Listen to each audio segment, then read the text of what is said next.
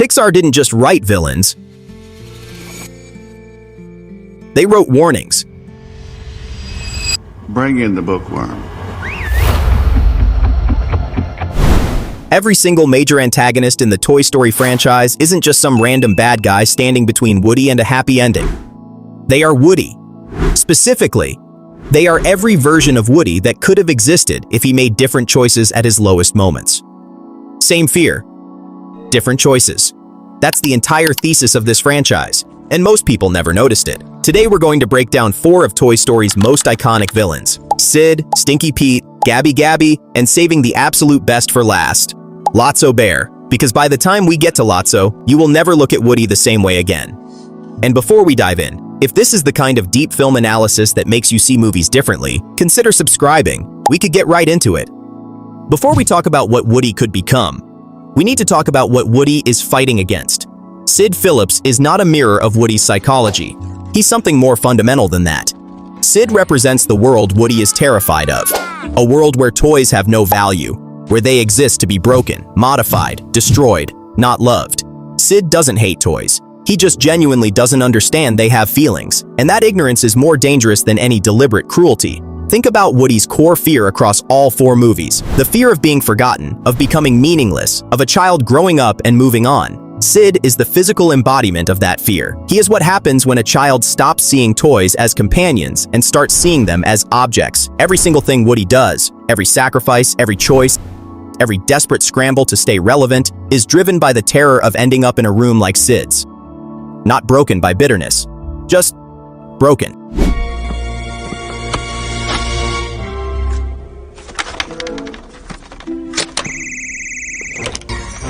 I've always wanted to put a spaceman into orbit.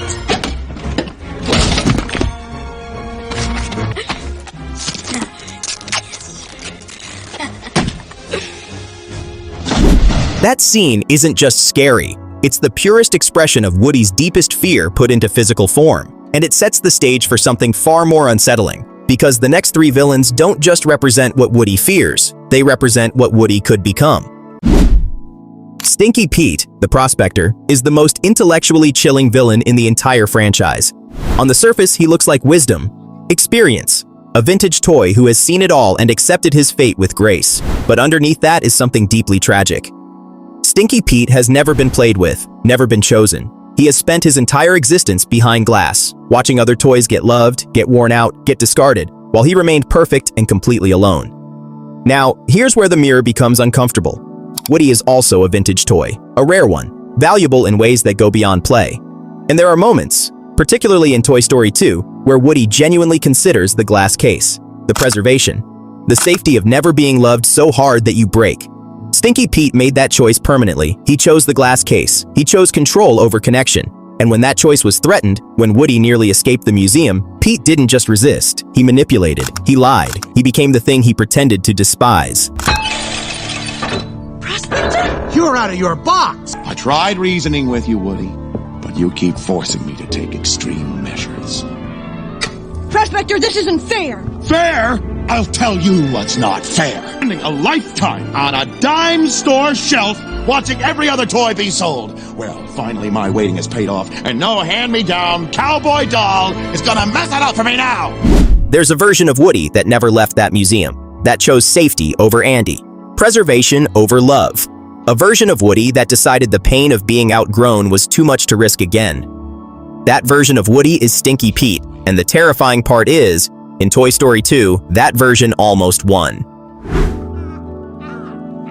If Stinky Pete represents Woody's fear of isolation, Gabby represents something even more primal. The fear that you are fundamentally broken, that the thing that makes you special, your voice, your purpose, your soul, is defective, and that no child will ever truly love you because of it.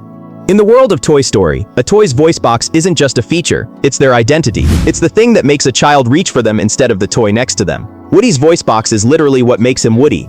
Gabby's is broken, and so she spends years in that antique store, watching children pass her by, telling herself that if she could just fix the one broken thing about her, everything would finally be okay. Sound familiar? Because that is the exact psychology Woody carries into every single movie, the desperate need to be chosen, to be enough, to be loved not despite his limitations, but because of everything he is. The difference is, Woody never crossed the line Gabby crossed. She decided that if she couldn't earn love, she would take the pieces she needed to manufacture it. And look at that! You have a voice box like me. Vincent, show him. Oh, that's really not necessary. I'm Gabby, and I love you. Wow, you need to fix that. My record works just fine. It's the voice box that's broken.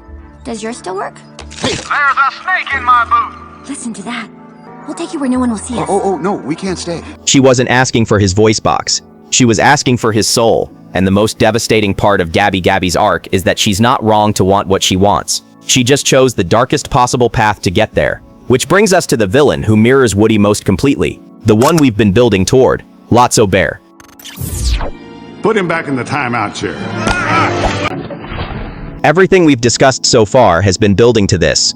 Sid showed us the world Woody fears. Stinky Pete showed us what Woody becomes if he chooses isolation. Gabby showed us what Woody becomes if he lets desperation consume him. Lotso Bear shows us what Woody becomes if his heart completely breaks. And the reason Lotso is the most powerful mirror in the entire franchise is because his story and Woody's story are not just similar. They are almost identical. Both were the undisputed favorite, the most loved toy in the room, the one their child couldn't sleep without. Both were accidentally left behind. Both made the long journey back, driven by nothing but the belief that their child's love was real and waiting for them. The difference is what they found when they got there.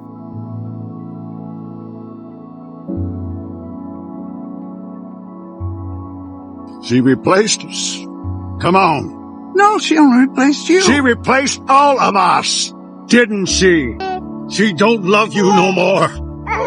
Now come on! That window scene is one of the most quietly devastating moments in Pixar history, because in that moment, Lotso and Woody are the same toy, both staring through a window at a child who has moved on. Woody faced that moment too. In Toy Story 1 when Buzz arrived, in Toy Story 2 when he saw his own museum display, in Toy Story 3 when Andy packed for college. Every single time Woody chose love over bitterness, acceptance over control, letting go over holding on.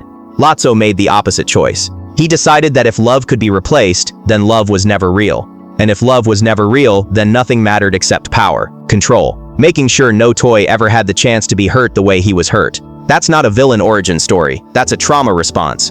And Pixar had the courage to show us exactly what that trauma response looks like when it goes completely unchecked. A tyrant running a prison disguised as a paradise, punishing every toy around him for a wound he refused to heal. Woody felt that same wound. He just chose differently. Same fear, different choices. That's not just a thumbnail, that's the entire moral architecture of this franchise. Pixar didn't write random bad guys. They wrote the roads not taken. Every villain in this franchise is a specific answer to the question, what happens when a toy stops choosing love? Sid's world answers, toys become meaningless. Stinky Pete answers, toys become controllers. Gabby answers, toys become desperate. Lotso answers, toys become tyrants. And Woody, across 4 movies, countless moments of doubt, fear, jealousy, and loss, chose none of those roads. Not because he never stood at those crossroads, but because every single time he chose differently. That's what makes him one of the greatest protagonists Pixar ever wrote. Not his heroism, his choices.